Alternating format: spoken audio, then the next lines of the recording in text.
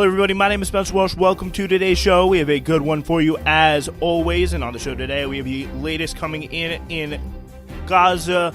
We have a continuing attack on the Gaza's Nasser Hospital in the Khan Yunis area. It's killed 8 people so far just due to the lack of oxygen and electricity, but many, many more in the bombardment and the just callous loss of life as yet another hospital has been attacked by the Israelis. We'll give you some of the latest news of the day, including an interesting interview by Bernie Sanders and a discussion on MSNBC after an incredible move by Rashida Tlaib, urging Democrats to vote against Joe Biden, the leader of her party, in the Michigan primary, her state, for not calling for a ceasefire. Also, some reports about Russian victories shaking some of the global leaders' faith in Ukrainian war prospects. That's a report in the FT from the Munich conference that was this weekend. And we'll get you to Gaza for some of the latest that has been happening. This is from Hassan Ahmad Abu Sitta about what life is like in Rafah at the moment. Really horrific stuff. All right, so as we start the show today, we got to start, of course, yes, in Rafah, where there has been continued bombardments on the hospital. According to one of the doctors there, Ahmed Al-Maghrabi, the head of the plastic surgery and burns department. This is not for the people getting nose jobs or whatever in Gaza at the moment. These are the people who are, just have their have to have their legs amputated because there's not enough medical supplies to do, a normal surgery after, Israel will intentionally, snipe, for example. Now they're sniping them in the head, but before, in the olden days, there used to be, a snipe to the leg, and, they would have to deal with that because they don't have, a lot of the surgery stuff in Gaza to take care of that due to the Israeli blockade in some of these hospitals.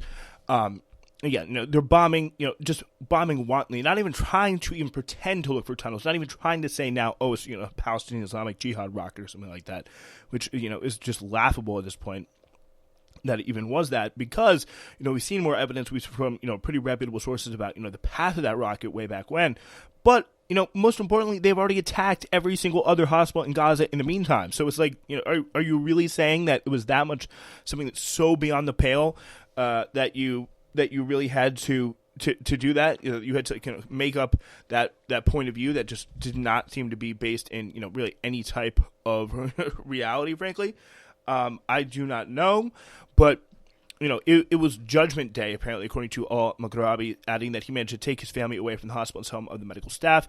In contrast, the rest of the staff was arrested, including a nurse whom he was separated from by Israeli soldiers at the gate of the hospital. So it's just pure causing of terror, pure desire to break down the effectiveness of any sort of system, any sort of civil order.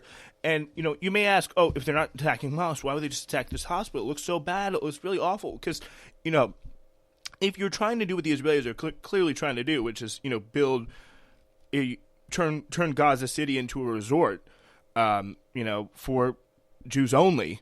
Let's be real. That's the way you got to do it, is bomb the hospitals, attack, they're starting to attack now disproportionately police officers, because they know if there's any sort of, any breakdown in sort of any civil order, no law enforcement, they're trying to take that away. And apparently, according to some of the reports from, journalists there on the ground, they have been extraordinarily helpful, the police officers have, in that time period, in terms, and since October 7th, in terms of stopping price gouging, excessive looting, things like that.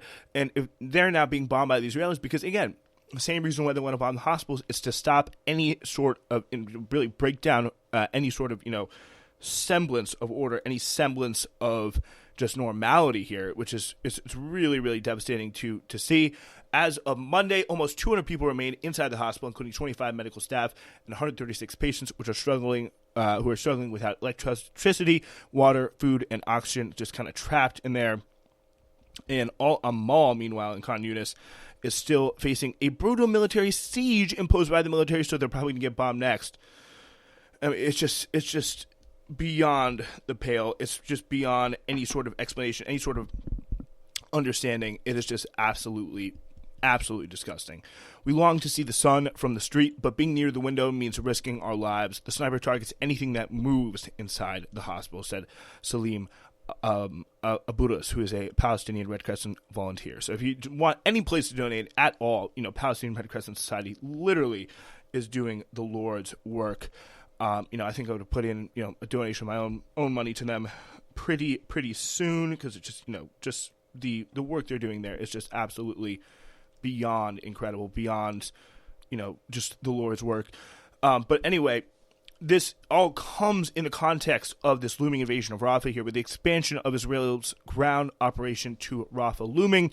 The Ramallah-based Palestinian Authority, Mohammed Shatea, has called on the Israeli authorities to allow the population crammed into the south of Gaza Strip to return to their homes further north, according to Al Jazeera. So again, there's a reason why Shatea is at the Munich Security Conference and, Yahya Sinwar is not. And it's because he is still in the stage of writing strongly worded letters here, when it just, if God forbid, if the Palestinians and Gazans get expelled to Egypt, you can expect something from this guy and Mahmoud Abbas being like, we really call on the international community to consider pushing Israel to allow Gazans to come back over the border. It's just like it's almost beyond parody at this point, the nature of the PA.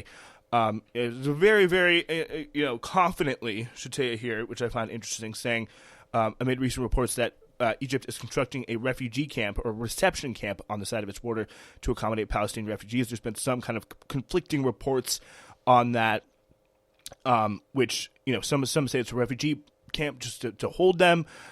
Some say it's some sort of more fortification. It's a bit of a kind of conflicting report, but almost you want to think that this would never happen, that Egypt would stand firm and not let these people in. Or at least let them in. I think a very likely situation is they get let in and they just get kept there, and they're not allowed into the broader society of Egypt as a whole, not allowed to, just kind of caught in this limbo, which seems to be, almost the worst of both worlds there for the Palestinians. But, either way, it does not seem good at all. And it's very, very hard to imagine, just given the way the last, 4 months have gone, anyone stepping in and saying stopping Israel from doing this one final thing, really, frankly. It sounds incredibly depressing. It sounds incredibly, disturbing, but, let's be real.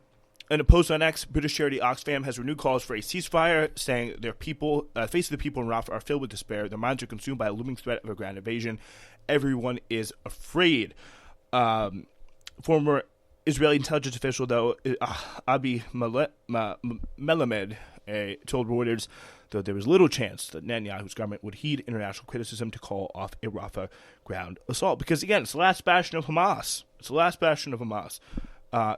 And just like Khan Yunis was the last bastion of Hamas, just like Gaza City was where Hamas was, just like, again, all these places that they bomb. The problem is, they see, and they've said it time and time again on Israeli TV, there is no uninvolved civilians. And, the moderate position is, if you look at some of the interviews on Can, on Channel 12, on Channel 14, whatever, in Israel, you'll see, some of the hosts will say, oh, no. Let's be real. Let's be fair here. Like, the 0 to 4-year-olds, they're probably uninvolved. That's about where we are right now with the just depravity, just the lust for blood, the lust for genocide that permeates Israeli society through and through at the moment. And the only problem they have with Netanyahu is he's not doing it competently enough, at least on the liberal side, from what I can tell. Meanwhile, every day, the situation in Gaza worsens and Palestinian civilians grow more hungry. Israel's military blockade has only tightened in the new year, only allowing limited aid to the south and virtually none to the north. Israel plans to implement 4-hour pauses a day from 10 a.m. to 2 p.m. local time. How about that? Which will supposedly take place in different parts of Gaza each day, according to Al Jazeera, allowing for the distribution of aid. However, Hani Mahmoud of Al Jazeera, reporting from Gaza, said there is nothing positive about these planned pauses. We're looking at rubble-filled roads. We've seen children looking for scraps of food, and the markets are empty in Rafah. If food is available, it's at a very high price. Not everyone has the means to buy food. With no pay for 5 months, their financial capabilities are drained. On top of that, the number of trucks that have been allowed in the Gaza Strip is so far not enough. Even if there were 300 trucks a day, it would still not meet the needs of an entire population that's been displaced, traumatized, and without any essentials. Meanwhile, in northern Gaza, people are facing a famine and have resorted to eating plants and animal feed. The whole aid mechanism is broken, from the clearance of the checkpoints and the crossing to the fact that the international aid organizations cannot guarantee the safety of their crews on the ground. This means aid does not get to designated locations. Meanwhile, Euromed Human Rights Monitor, this is head of Euromed Human Rights Monitor, Rami Abdu, has reported another instance of Israel forces opening fire on Palestinians approaching aid trucks, describing the incident, which took place on Rashida Street, west of Gaza City, as horrific and brutal. Really just horrific stuff. It's multiple times of this happen, continued killing of citizens waiting for aid. It's just absolutely beyond belief. Meanwhile, Ramadan, obviously the holiest month in the Islamic calendar, fast approaching, and Israel is planning out their restrictions on Palestinian Muslims. The holy month is expected to begin on March 10th, and on Sunday, Israeli media reported that Netanyahu accepted a proposal by the far-right National Security Minister Itamar Ben-Gvir to limit the number of Palestinians entering Al-Aqsa Mosque during Ramadan. And Israel knows what I think people in the West don't understand how much of a role Al-Aqsa figures into this. It is obviously the second holiest site in Islam. It is incredibly important to not just Palestinian Muslims, but Muslims all over the world.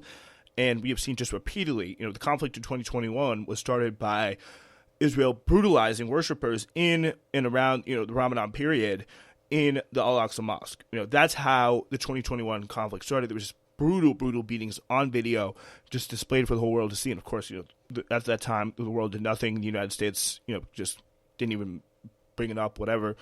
And Hamas launched rockets, and then Israel did, killed, I think, something mid-hundreds level of people. So it is a very, very big deal. It's very, very important. It figures very, very large in the Palestinian resistance movement. So it's definitely something to kind of keep an eye on here, these plans. Meanwhile, of course, we've seen continued occupied West Bank violence. Israel forces continuing their nightly military raids, terrorizing Palestinian towns and cities. The troops there have fatally shot 3 Palestinians during raids in the last 24 hours. 2 men, including a 19-year-old, were shot in the head, were killed at Tulkarem refugee camp, according to the Palestinian Health Ministry. Atta Muhammad Amer and 36-year-old Muhammad Ahmad Fayez al-Awafi. Faiz al-Salama, who runs a committee that provides services to the camp in the occupied West Bank, told Al Jazeera the Israeli forces killed 2 young men in cold blood as part of a broader plan to pressure Palestinian communities through violence, destruction, and intimidation. No surprise here. On Sunday, Israel formalized its opposition to the unilateral recognition of Palestinian statehood, saying any such agreement must be reached through direct negotiations without preconditions. So again, it sounds like there's tons of preconditions here going on from the Israeli side, but of course that is ignored. And it's only one side that they're expecting preconditions from, and that of course one side has conceded everything over the years, and Israel has made really no significant concessions. So I think it's important to say and to put that out there.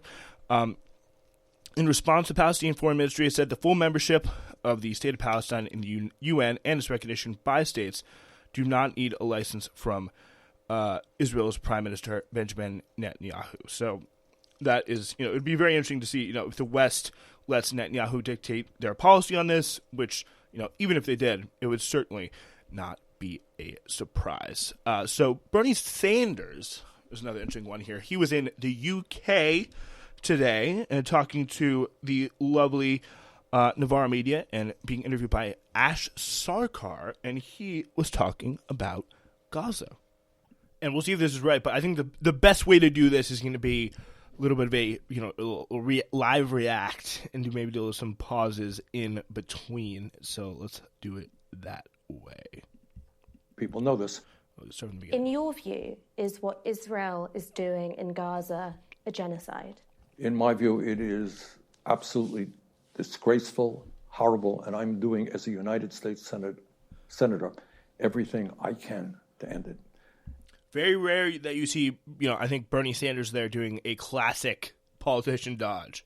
And where I'm sitting is, and I don't know how many people know this, every year the United States provides about $3.5 billion in military aid to Israel. On top of that, there is a bill. I was supposed to be here earlier. Couldn't come because a bill came up for not just all for Israel, $95 billion, including $14 billion for Israel. And I have led the opposition to that. I do not want to see the United States complicit in what Netanyahu and his right-wing lunatic friends are doing right now to the Palestinian people. So my job right now is to support what the United. And wait, so to be clear about this, like I try to get my mic sorted there. Apologies for that. To be clear about this, like I have not seen him in any way, leading the opposition. I think the most notable thing that Bernie Sanders has done in this conflict is get, shouted out multiple times by AIPAC, which is, one of the most mainstream right-wing Israel lobby, organs in America. Like, it is very, very well known. It is very, very well known to take out some of Bernie Sanders' close colleagues in the in the House, just mostly in the House. Think of, for example, Andy Levin, who is a Jewish man who happens to be critical of Israel, very pro-labor. He was taken out by AIPAC. This is a guy who has this is a group that has loved what Bernie Sanders has said on October 7th. And, he's saying now it's disgraceful, it's horrible, it's awful, refusing to call it a genocide, by the way. Who knows, he may have come around on that as well in, 3-4 more months, and how many other tens of thousands of dead kids and civilians and women and men. But at the time it was we can't make a deal with Hamas in charge, just parroting basic Israeli talking points straight out of AIPAC's mouth. No wonder why they were reposting it. And so it's like, it's not the idea that he's stepping up to do a very basic thing, along with a bunch of other people in the House, by the way, who have been way, way more courageous. We'll talk about her next, Rashida Tlaib. It's just like this is just ridiculous. It's the idea, claim you're leading, you're definitely leading in shout outs by AIPAC by any supposed left wing member of Congress. I'll say that. The nations is trying to do, have a humanitarian ceasefire, see if we can get the humanitarian aid immediately in there, and work out, as complex and difficult as it is, some type of long-term solution to what's going on there.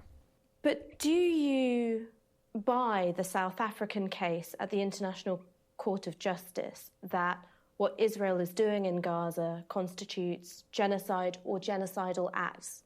I think, look, we can argue about definitions. It is horrible. Right now, 29,000 people have been killed, and some 70,000 have been injured.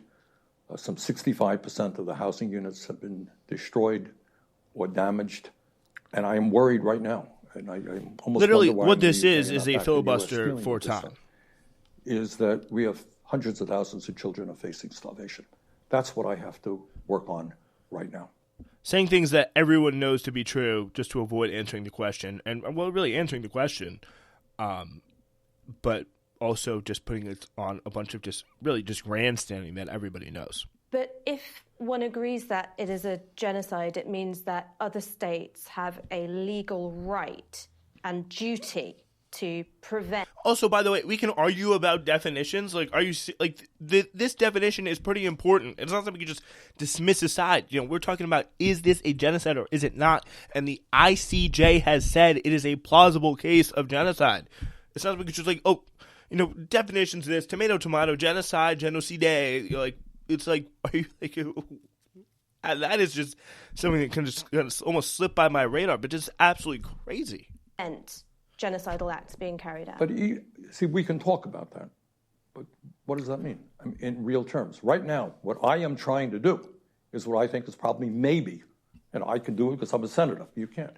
Right now, maybe, if we tell Mr. Netanyahu that he's not getting a check for $10 billion more to continue his aggressive action, he and his right-wing friends may decide it is not a good idea to continue to do that. So that's where I am coming from. In addition to stopping the billions of dollars in military aid that Israel gets from the United States every year, would you back calls for a cultural, sporting, and economic boycott of Israel? I am nervous about economic boycotts of any country, to be honest with you. But right now, what people want to do, they can do what they want to do. But right now, again, my job as a United States Senator, and I'm kind of leading that effort in the Senate, is to tell Netanyahu that he is not going to get any more U.S. aid. Did you feel nervous about the boycott movement against apartheid South Africa? Was that a concern you had at the time? What I Great thought question. As an apartheid state at that point, it was important to put pressure. Because he supported it.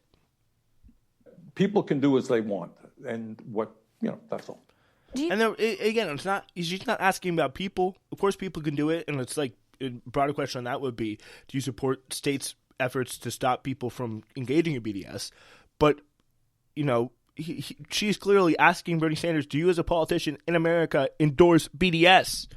It's incredibly shifty. So it's like, I think it's like people should really definitely realize what the level of just deep BS this is. Do you think that it's right that British citizens and American citizens can go and fight in the IDF when, as you say, there are such profound humanitarian concerns in Gaza?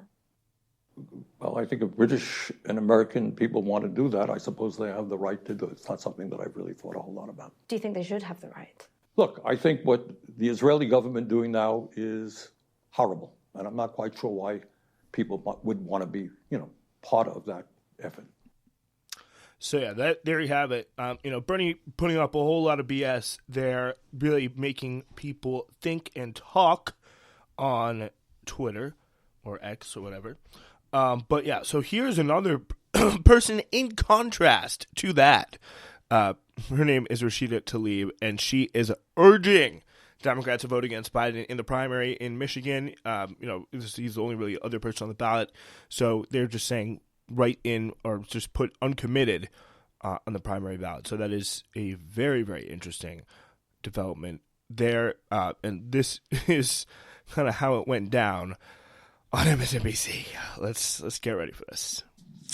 So in a new video, it was posted to X, Democratic Congresswoman Rashida Tlaib is telling her constituents to vote uncommitted instead of voting for President Biden in the Michigan primary, Dawn. Any concerns that Michigan voters who followed Tlaib's advice think it applies to the general election too? No, well, yes, because you're talking to a voter who's not extraordinarily informed, and there might be some. Oh my! Here we go. It's like the open scoring that you're talking. Like, these are people with your base. Like, you need to win these people. It's like if you want to win the state of Michigan, and if you want to turn around the awful polls that Joe Biden has right now, the Democrats are just fundamentally incapable of a party. They're not capable of any other motion towards their base, motion towards anyone to the left of them, Joe Biden, whatever. They're not capable of anything but, or whoever the hell this guy is, just anything but absolute, total, utter scorn, just dripping out of every orifice, every second of what they put out. And it's just absolutely, it is incredible to watch. So let's continue with that. Confusion there. But let's talk about how the realities of politics works in Washington, D.C. I got a lot of friends and family in Detroit. I care a lot about that proud Black community. What up, though, to all the folks in Detroit? When Jalen Rose Leadership Academy and Wayne State and Cass Tech don't get the proper appropriations from the Democratic administration, the Democratic president, remember it's because your Democratic congresswoman told them to not vote for the Democratic president in the primary. That is just like...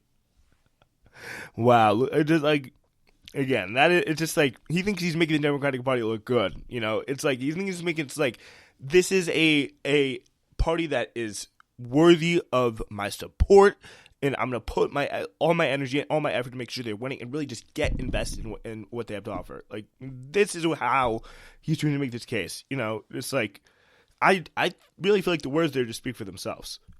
And she won't have the excuse that, well, I was saying primary, not general.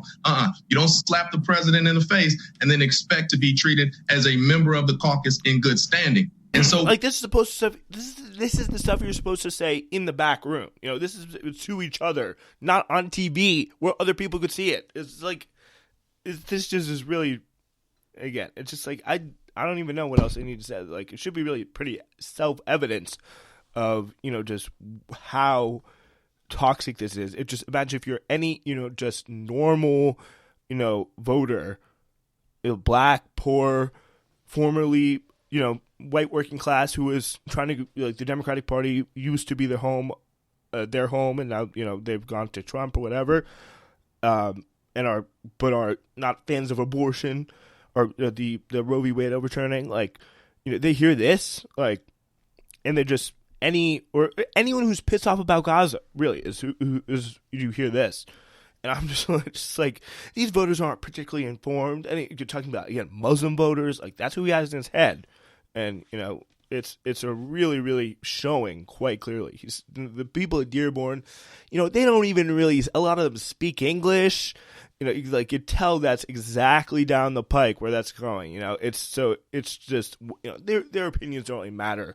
But Rashida Tlaib, still, by playing with them, has, you know, by trying to manipulate them, has just slapped the president all in the face. You know, it's just absolutely pathetic.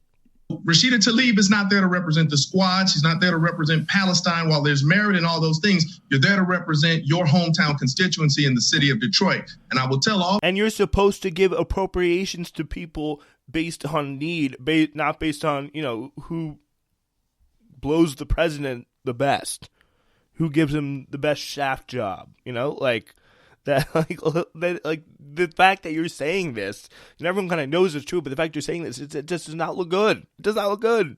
All my friends and family in Detroit, that your congresswoman has failed you and frankly embarrassed you, and there could potentially be ramifications. You're the one who. It's like, if have you seen the polls? Have you looked outside?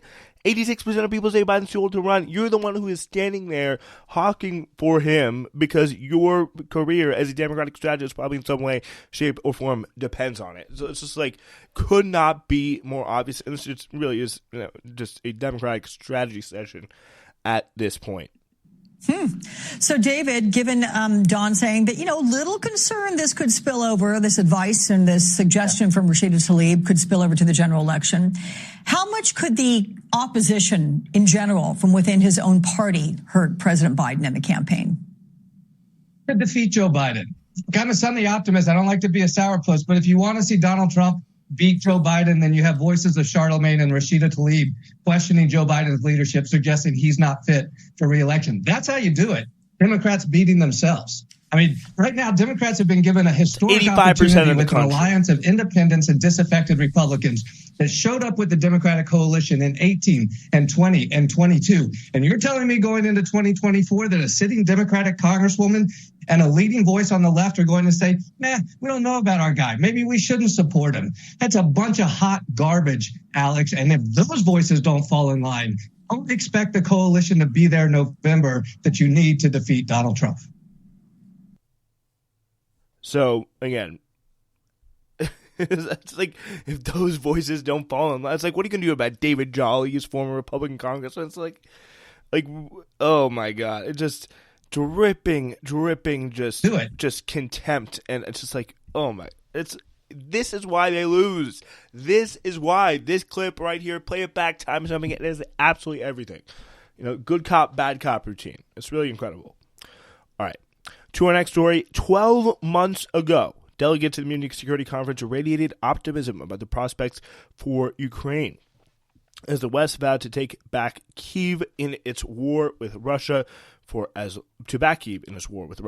long as it takes. This year, with the conflict tilting in Moscow's favor and faith in Western support ebbing away, that optimism has flipped into unremitting gloom. The three-day gathering in Munich that concluded on Sunday was marked by a recognition that Ukraine badly needed more weapons and ammo, and the rhetoric of solidarity must be translated to action. So, we don't need words anymore, we need decisions, said Mette Frederiksen, Prime Minister of Denmark. Ukraine can only win this war with weapons. Words are simply not enough. And again, I think the key here is, again, defining what winning looks like, how you get there, and not just a blank check, which has been the U.S. strategy, I think, to disastrous effect throughout the course of this war. That was echoed by Dmitry Kuleba, Ukraine's foreign minister. I see the political will, but the political will has to translate into action.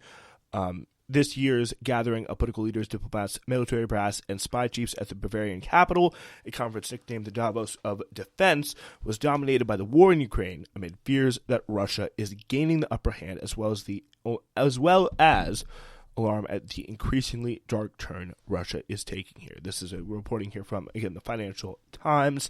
Of course, coming in the really, almost wonder if it was intentional, just day one, boom, Alexei Navalny's killed. So that's that's quite a way to start off the conference. But the following day, it was announced that Ukrainian forces had withdrawn from the critical eastern city of Avdiivka,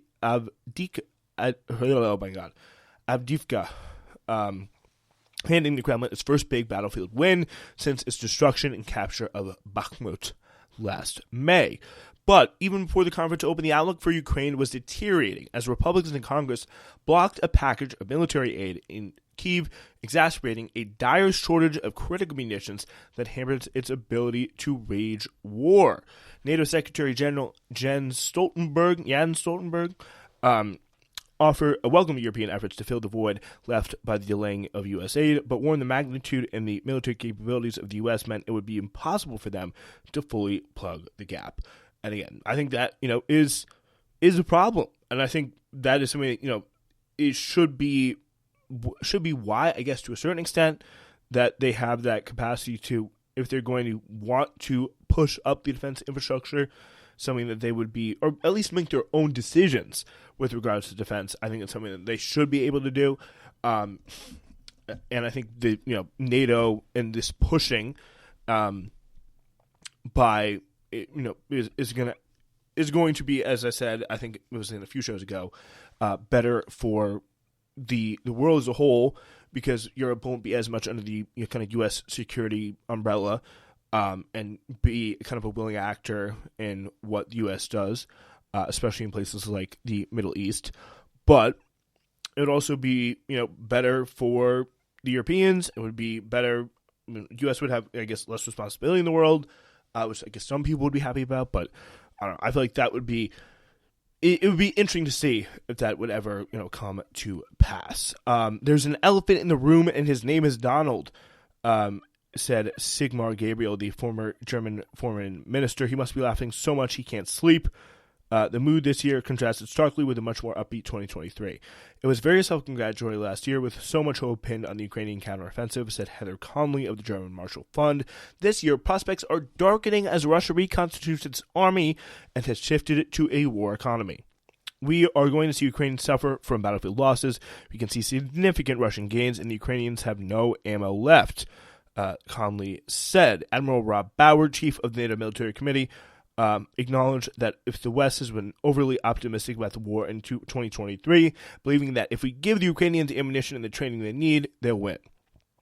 Now, he said, we have to be careful not to be overly pessimistic in 2024, so the sheer fact that Ukraine is still sovereign fate and that the Ukrainians have taken back 50% of what Russia took in 2022 is remarkable. And, I think the negotiations that were scheduled in Istanbul by the West, when a lot more was on the table, when Ukraine was really at its high point there, and that's the reason why Russia was coming to the negotiating table, and it was because of that military aid. It was really, it's a tragedy because that opportunity was squandered, and now it seems there will have to be more military aid to get them back to that point because, that's just how it has to be with the nature of Ukraine for a lot of reasons. All right, let's go now to our last story. This is from Hassan Ahmad Abu Sita. It's called Waiting to Die in Rafah, an electronic intifada. This is written from Rafah. 3 months ago, my family and I were forcibly displaced from our home in Khan Yunis, southern Gaza. The Israeli attacks on our area were relentless. I had been preparing to enter law at Al-Azhar University. My goal is to become a lawyer and defend Palestine in international courts. But my plans were on hold as we took shelter at a girls' school in Khan Yunis. I slept in a classroom with other men. We slept on the cold tile floor without mattresses. This was hard, especially for the older people. Then in December, the Israeli army attacked the nearby Hamad city. Our building shook during the explosions. We were inside the classroom, and it was filled with thick dust and smoke. We felt like we were suffocating and choking on the air. The windows had broken in the attack, and the more toxic smoke filled the room. We were certain that this was white phosphorus. I had barely had time to think about my own reaction to the smoke because I was thinking of my sister. When my older sister Miriam was 2, she was diagnosed with asthma. Her respiratory system is especially sensitive to dust and smoke, so my mother has always taken care to shield her from those things. Miriam is 25 now, but her asthma is still something she deals with daily. Winter is a particularly hard time for her. When it gets cold, it is more severe than anything I would experience. During the COVID-19 pandemic, we were terrified of her catching the virus. We knew that her immune system wouldn't be able to handle it. Now, in our room, I saw her suffocating from the toxins in the air. She fainted from the shortness of breath, and we all gathered around trying to wake her up. We tossed water on her face and wafted aromatics under her nose. The school nurse came to help, but she also couldn't wake her up. We also tried putting masks on to avoid breathing the smoke. We also dampened pieces of cloth and put them over our mouths. We went to the hospital. Miriam was still unconscious, and the doctor took her to the emergency room. The doctor said her oxygen levels were dangerously low, and she had pneumonia. He hooked her up to the oxygen, and we waited for her to come to. It is hard to describe the pain and suffering I saw in the emergency room. There were corpses and body parts of martyrs, and those who had survived the Israeli attacks were not faring much better. Then I saw something that I recognized in one of the bodies. I knew immediately that it was my lifelong friend, Bara Magdi. Just the day before, we had tea together, and we listened to the news. I went and kneeled beside his body and kissed his head. I prayed for mercy and for his soul. The nurse found us and told us that Miriam's condition was improving, that her oxygen levels were returning to normal. She would not regain consciousness until 3 hours later. The next morning, we returned back to the shelter, along with an oxygen tank for my sister and fled to Rafah, Gaza's southernmost city, as quickly as we could. We are now in Rafah, but we are not safe here. We live in a tent on the street, and the smoke from the fires that we used to cook and survive choke the air. What you see in the photos is true. We do indeed sleep in swamps of water. We wait for the sun to rise so we can feel a little warmer. Yes, we live in a tent, but this is my homeland. My sister's lungs are already destroyed, and though she is strong, I do not know how much more she can take. We pray the world will come to our aid before Israel destroys Rafah. I fear that we will all fall as martyrs in this massacre. And says Hassan Ahmad Abu Sita is a writer based in Gaza. All right, that's our show for you today. We will be back on Wednesday.